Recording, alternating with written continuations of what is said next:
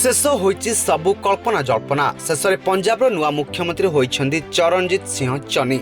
एने घोषणा कर पंजाब कांग्रेस प्रभारी हरीश रावत।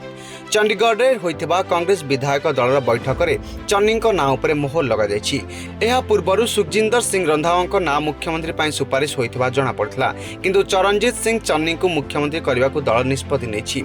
चरणजीत सिंह चन्नी राज्यर चमकौर साहिर आसन्न कांग्रेस विधायक अच्छा। से दलित संप्रदाय आसछन्ति। नुआ मुख्यमंत्री घोषणा करा परे कांग्रेस नेता सुखजिंदर सिंह रांधवा कहते यह हाईकमांड को निष्पत्ति, तेणु यही निष्पत्ति को मु स्वागत करुछि। मु हाईकमांड को निष्पत्ति आदौ निराश नुहे बोली सुखजिंदर सिंह कहते। गतकाली मुख्यमंत्री पदरु कैप्टेन अमरिंदर सिंह पदरु इस्तीफा देथिले।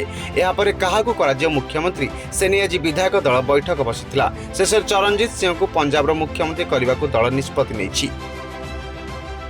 ब्यूरो रिपोर्ट, पृष्टि न्यूज।